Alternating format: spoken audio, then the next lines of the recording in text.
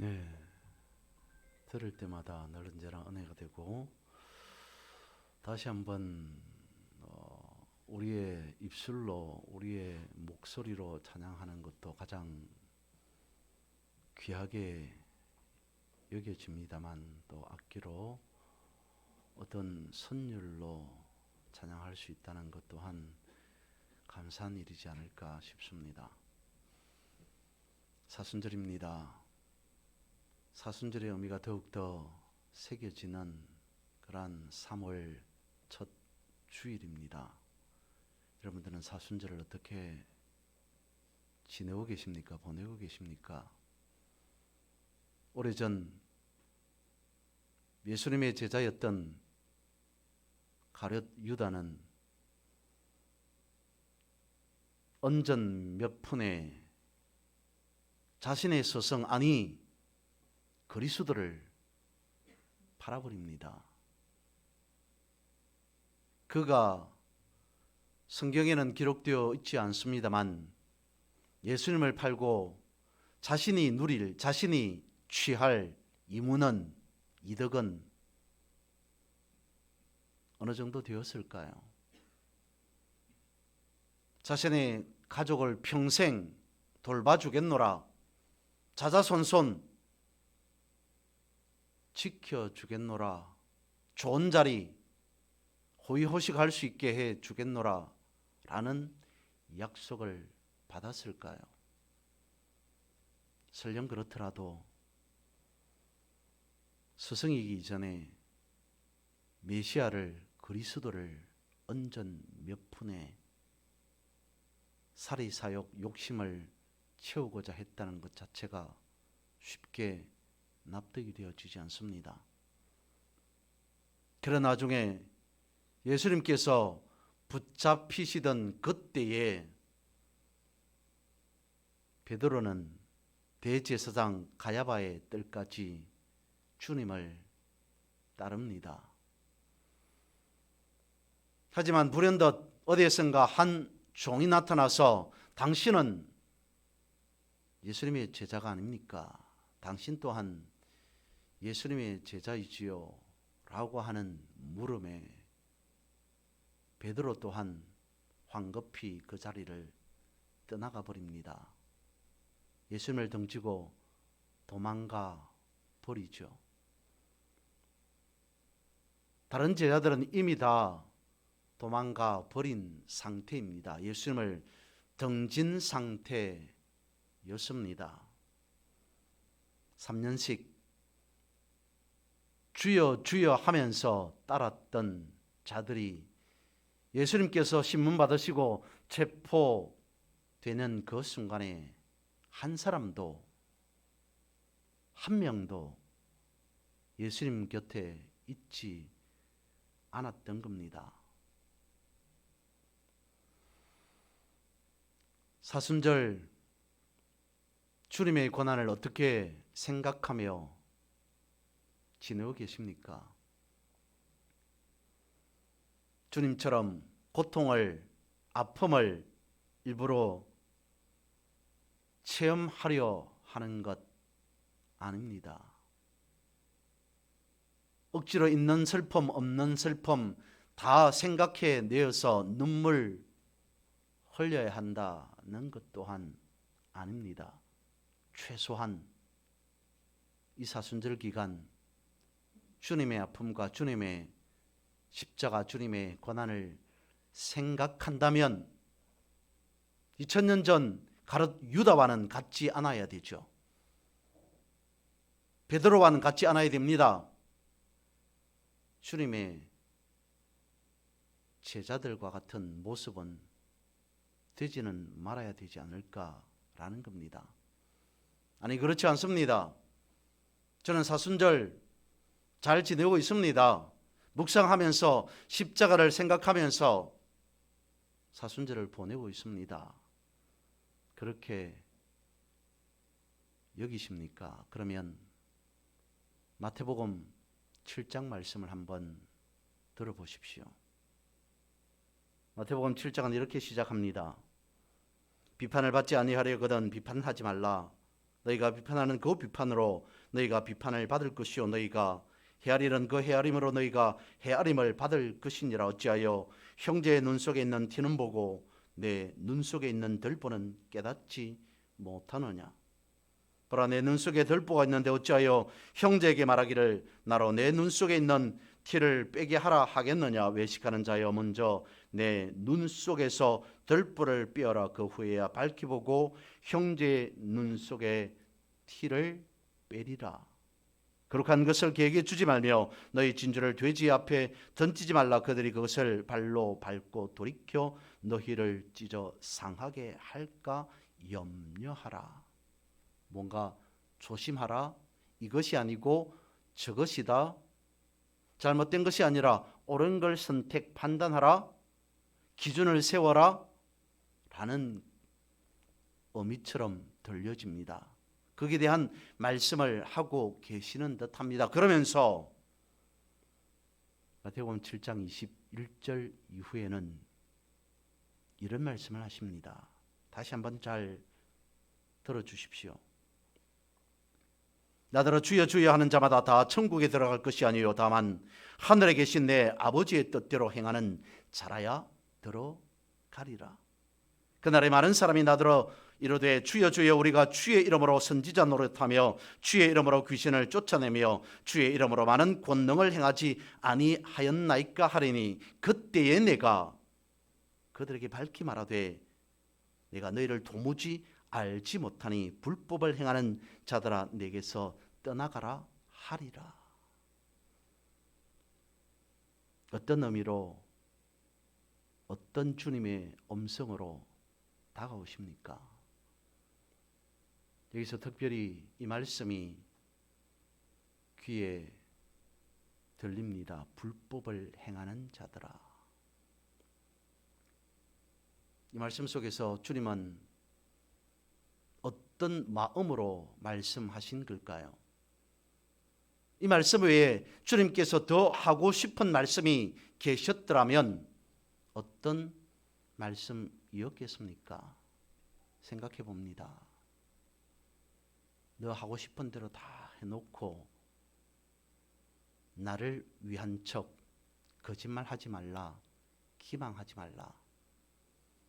내 뜻이 아닌 너의 뜻대로 해놓고 마치 나의 뜻인 것처럼 속이지 말라. 내게 분명히 유익되기에 그 일을 했음에도 오히려 내가 좋아하는 것처럼 그렇게 하지 말라라고 말씀하시는 것은 아니겠습니까? 여러분, 우리가 사순절을 지킵니다. 사순절을 지키셔야 합니다 라고 말합니다. 그렇다면 사순절을 지킨다는 것은 무엇이겠습니까?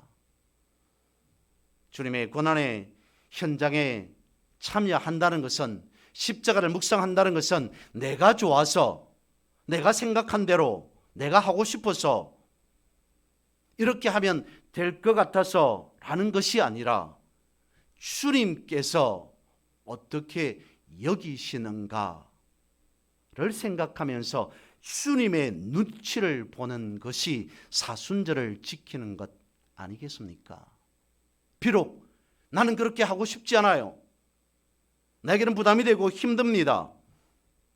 내지는 나는 하긴 싫지만 주님이 원하시는 걸 하는 것, 그것이 사순절을 지키는 것이 아니겠습니까?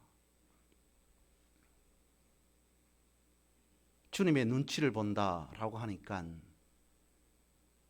그런 마음, 그런 생각이 들지 않을까 싶습니다. 아니, 살아가면서 이 사람 저 사람 눈치를 많이 보고 살아야 되는데 시어머니 눈치도 봐야 되고 며느리 눈치도 봐야 되고 자녀들의 눈치도 봐야 되고 부모의 눈치도 봐야 되고 직장 상사의 눈치도, 아랫사람의 눈치도 보고 살아가는 것에 힘들고 어려운데 주님 눈치까지 봐야 됩니까? 라는 생각이 드십니까? 예, 보셔야죠. 먹고 살아가기 위해 세상의 눈치, 사람의 눈치를 볼 수밖에 없다면 우리의 영생을 허락하신 주님의 눈치를 보지 않는다면 그는 말이 되지 않는 겁니다. 어떤 사람과 비교할 수 없을 정도로 눈치를 본다면 주님의 눈치를 보는 것이 정상 아니겠습니까? 사람의 눈치를 마르고 닳도록 보면서 주님의 눈치를 보지 않는다는 말은 이런 겁니다. 기도 한 번 하고 응답을 강요하고 있지는 않습니까? 예배 한 번 드리고 만복을 다 누려야 된다라고 생각하고 있지는 않습니까? 주님의 눈치를 안 본 기도, 주님의 눈치를 보지 않은 예배, 찬송, 무슨 소용이 있을까요? 그래서 마태복음 7장에서는 말씀하고 있습니다. 주님께서 얼마나 화가 났으면 주여 주여 하는 자들마다 다 천국에 들어갈 것이 아니다. 불법을 행하는 자들아 라고 말하고 있습니다. 불법을 행하는 자들 누구라고, 어떻게 한 사람이라고 말하고 있습니까? 다시 마태복음 말씀을 읽어보면 이렇습니다. 나더러 주여 주여 하는 자마다 다 천국에 들어갈 것이 아니요 다만 하늘에 계신 내 아버지 뜻대로 행하는 자라야 하리라 라고 말씀하고 있습니다. 아닙니다. 그 밑에 말씀해 보면 그 사람들은 그냥 입으로만 주여 주여 한 사람들이 아니었습니다. 사역의 현장에서 아픈 사람들을 낫게 하고 고쳐준 사람들이었습니다. 누구 못지않게 하나님의 말씀으로 어쩌면 24시간을 보냈던, 하나님의 말씀을 24시간 묵상하며 살았던 자들은 아니었을까요? 여기저기에서 가는 곳곳마다 역사의 현장, 역사를 일으키는 그런 주역들이었습니다. 그럼에도 불구하고 주님께서는 말씀합니다. 불법을 행하는 자들아. 왜요? 주님의 뜻이 어디 있는지, 주님께서 원하시는 것이 무엇인지 그것을 생각하지 않은 것이었기 때문이었습니다. 그래서 말씀합니다. 다만 하늘에 계신 내 아버지 뜻대로 행하는 자라야 라고 말입니다. 하나님의 눈치를 안 보고 하는 것은 다 불법이라고 분명히 말씀하고 있습니다. 그냥 한번 읽고 그냥 생각하고 지나쳐야 할 말씀은 최소한 아니라는 거죠. 깊이 생각하고 또 생각해 보아야 할 말씀이지 않습니까? 여러분, 사순절 세상 눈치 살피기 전에 먼저 주님의 눈치를 살피셔야 합니다. 오늘 제목대로 한다면 내가 어디에 있는가를 다시 한번 점검하셔야 한다는 것입니다. 내 선자리가 어디인가를 돌아보셔야 됩니다. 우리가 있는 곳이 주님의 자리입니까? 아니면 나의 자리입니까? 생각해 보셔야 합니다. 다시 집 나간 둘째 아들 이야기를 소환해 봅니다. 이 이야기 속에 읽고 또 읽어도 이해되지 않는 부분은 여전히 남아 있습니다. 큰 아들의 입장에서 생각해 보면 화가 날 수밖에 없습니다. 큰 아들은 아버지와 함께 있었습니다. 집을 지켰습니다. 아버지에게 내 목 주십시오라고 요구하지도 않았습니다. 그런데 이해되어지지 않는 부분은 이것이죠. 아버지의 재산을 자신의 몫으로 챙겨가서는 다 탕진하고 돌아온 동생 둘째 아들을 아버지는 보고 단 한 차례도 한 번도 꾸짖지 않습니다. 나무라지 않습니다. 왜 그랬을까요? 어쨌든 자신의 몫으로 갈 거긴 했습니다만 아버지의 재산이었습니다. 아버지가 수고하고 노력하여서 헌신해서 모은 재산을 둘째 아들은 어차피 내 몫이 되어질 거니까 미리 정려해 주십시오. 그렇게 아버지에게 요구했습니다. 그러면 장사를 하든 사업을 하든 무엇을 하든 남겨 써야 하는 것이 맞는 거죠. 성공해야 되는 게 맞는 것 아닙니까? 그런데 그렇지 않았습니다. 돈이 좋았던 것일까요? 여기저기 돌아다니면서 돈을 헛되이 썼습니다. 허랑방탕한 생활을 합니다. 이제 수중에 돈이 다 떨어집니다. 그러자 돈도 없고 주변에 사람도 없습니다. 돈이면 다 될 줄 알았는데, 돈이면 무엇이든지 할 줄 알았는데 자신의 수중에 돈이 떨어지니까, 돈이 없어지니까 돈도 없고 사람도 없습니다. 그때 둘째 아들 그가 생각한 것이 무엇이었을까요? 그렇구나. 나에게 가장 소중한 것은, 나에게 가장 소중한 분은 아버지구나. 돈이 아니고 친구도 아니고 사람도 아니고 아버지구나 라는 걸 느끼지 않았을까요? 물론 그렇게 느끼고 깨달았던 것이 늦은 감이 있습니다마는 그는 그걸 깨달았습니다. 느꼈습니다.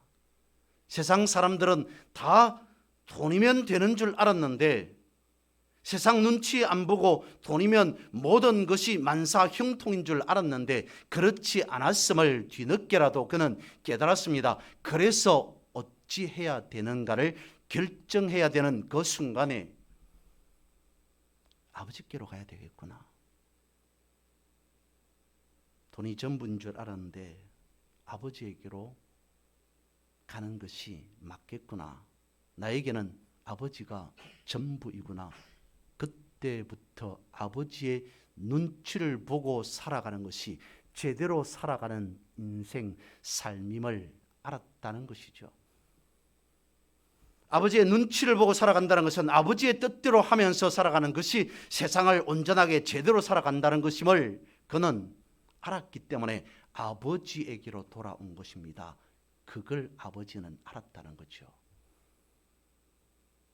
그가 왜 다시 집 나간 그가 돌아왔느냐라고 하는 그 부분을 아버지는 알았기에 굳이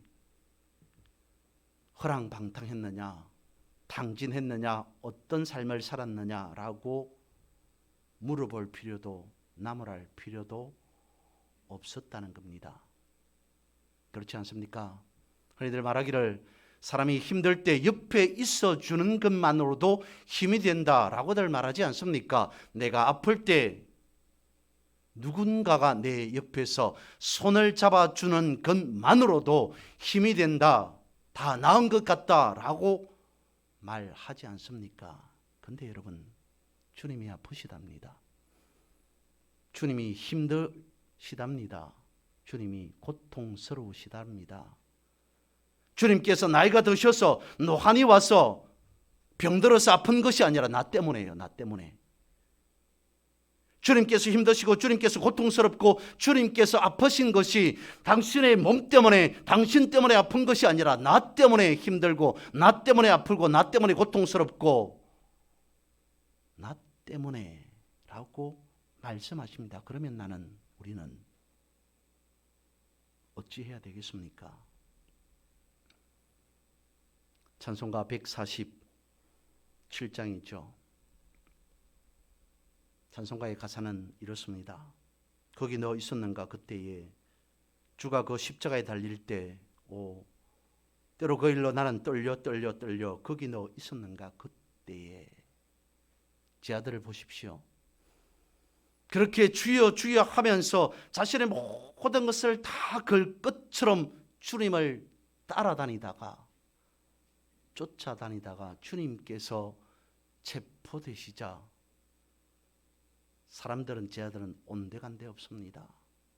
그 유명한 말, 베드로가 주님께 했던 말, 쿠오바디스 도미네, 주여 어디로 가시나이까? 베드로가, 주님의 수제자 베드로가 주님께 그렇게 물었습니다. 너는 나 있는 곳으로, 내가 가는 곳으로 올 수 없다. 아니요, 저는 주님이 어디로 가시든지 세상 끝까지 따라가겠습니다. 쿠오바디스 도미네 라고 신앙 고백처럼 하였던 제자도 주님 잡히시자 십자가에 이제 달리게 되었다라고 생각되어지자 뿔뿔이 흩어집니다. 온데간데 없습니다. 오늘 우리에게 이 찬송가는 그런 의미에서 주어진 것이 아닌가 싶습니다. 거기 너 있었는가? 그때에 주님의 십자가 달리는 그 현장에 거기에 있었는가? 아니면 주님 십자가에 달린다라고 말하는 그 순간, 체포되는 그 순간 흩어졌던 도망갔던 제자들처럼 그 현장에, 도망간 현장에 있느냐? 어디에 있느냐라고 물어보고 있습니다. 거기에 너 어디에 있었는가? 라고 물을 때 우리는 뭐라고 답할 수 있겠습니까? 오늘 본문에 보니까 제자들 중에 한 사람인 것 같습니다. 누구라고 이름도 어떤 사람이라고 밝히지 않고 한 청년이라고 말합니다. 제자들도 다 도망가고 있는 상황, 도망가 버리는 그 상황에 이 청년이라고 되어 있는 이 사람도 나도 가만히 있어서는 안 되겠구나, 나도 도망가야 살겠구나 라고 생각하면서 혼니부를 걸치고 있었는데 그것도 벗어버린 채 도망가더라, 이렇게 말하기도 합니다. 여기에서 마가복음에서 한 청년이라고 굳이 이와 같이 기록한 이유는 아마도 어쩌면 이 청년이 마가 자신은 아닌가라는 추정을 하기도 합니다. 그래서 차마 내가 도망갔다라고 말하기 너무너무 부끄러워서, 수치스러워서 그렇지는 못하고 한 청년이 혼니부를 걸치고 도망가다가 그 혼니부조차도 벗어 던진 채 도망갔더라. 자신의 수치스러운 모습, 그것까지 오늘 성경은 기록하고 있습니다. 그래서 묻습니다. 찬송합니다. 거기 너 있었는가? 그때에. 제자들은 다 도망가 버린 그 상황에서, 주님의 주변에는 아무도 없는 그 상황에서 여러분, 십자가의 길을 다시 추적해 보면 놀라운 일들이 현장에 있습니다.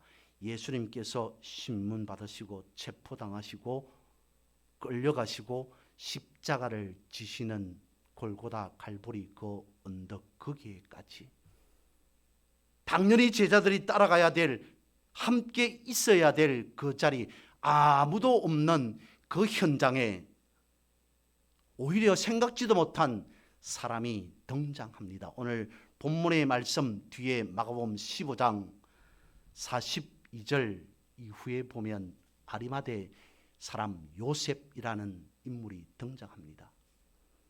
말씀을 보면 그는 예수님의 제자라고도 합니다만 다른 곳에 이름이 등장하고 있지는 않습니다. 주목받지 못한 사람이라는 거죠. 그런데도 그는 말씀을 보면 예수님께서 십자가를 지신 그 언덕 현장, 그곳에까지 있었다라는 걸 알 수 있습니다. 그도 그랬겠죠. 아니, 주님의 제자들이 다 도망가고 있는, 정치범으로 잡혀서 최고의 형이라고 하는 십자가의 형을 선고받은 그 사람을 도와준다, 옆에 따라간다, 추종한다, 상황적으로 봤을 때, 인간적으로 봤을 때 납득할 수 없겠죠. 그도 그랬겠죠. 두려웠겠죠. 무서웠겠죠.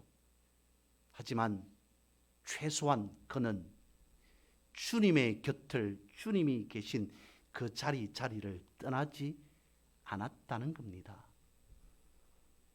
신문 받을 때, 체포당하실 때에 십자가에 달리는 그 현장까지 그는 계속 따라다니면서 지켜보았습니다. 어떻게 저럴 수 있을까? 인간이라면, 사람이라면, 죄 없는 사람을 어떻게 저렇게 무참히도 십자가형까지 지게 치르게 할 수 있을까? 그는 주님께서 지나가는 그 자리를 따라다니면서 똑똑히 보았을 겁니다. 처음에는 두려웠지만, 처음에는 나서지 못했지만 주님께서 십자가에 달리시고 숨을 거두셨을 때 빌라도 앞에서 당당히 났습니다. 그리고는 외칩니다. 주님의 시신을 저에게 달라고, 자신에게 달라고 요청합니다. 자신이 마련해 둔 새 무덤에 안치하겠노라. 어떻게 사람이 이럴 수 있습니까? 잘못된 재판이었고 판단이었고 죽음입니다. 사람이라면 그럴 수 없습니다. 그의 마음속에는, 아리마대 요셉이라는 사람의 마음속에는 최소한 인간의 도리가 무엇인지는 우리에게 가르쳐 줍니다. 자신이 숨을 멈춘 예수님의 시신을 거두어서 무덤에 안치하고자 하였기 때문이죠. 그 어떤 사람도 주님 곁에 없을 때에 두려워서 자신이 살아야겠다는 인간적인 생각으로 도망치는 그 현장에 그는 갈보리 언덕 그 현장, 그곳에 주님 곁에 주님과 함께 했다는 겁니다. 그때 너 어디에 있었는가? 그때에 우리는 어디에 있어야 한단 말입니까? 아리마대 요셉을 보십시오. 비굴해지기 싫어서 기죽지 않고 흔들리지 않고 살아가기 위해서 오직 하나님의 말씀만을 쫓아 닮은 삶을 살아가고 싶어서 당당하게 나섭니다. 말씀에 보면 하나님의 나라를 사모하는 자, 하나님의 나라를 기다리는 자라고 되어 있습니다. 그 말의 의미와 같이 그는 당당한 삶을 살았음을 말씀을 통해서 우리는 알 수 있습니다. 주님께서 잡히시는 그 역사의 고난의 현장 속에 오늘 우리는 어디에 있어야 되는가? 찬송가 147장 5절은 이와 같이 말씀하고 있습니다. 거기 너 있었는가? 그때 주가 그 무덤에서 나올 때 때로 그 일로 주께 영광 영광 영광. 거기 너 있었는가? 그때에 예수님께서 십자가를 지시기 전에 체포당하던 그때에 뿔뿔이 도망갔던 흩어졌던 제자들은 주님께서 부활하시는 역사의 현장에도 참여할 수 없었습니다. 아니, 그들에게 주어진 설 자리가 없었습니다. 고난이 없는 영광은 있을 수 없습니다. 고난의 십자가를 외면한 교회는 교회로서의 존재할 가치가 있겠습니까? 사순절 기간 주님 부활하실 때 부끄럽지 않도록 깨어서 기도하면서 고난의 길목에서 벗어나지 않는 삶을 살아가야 할 겁니다.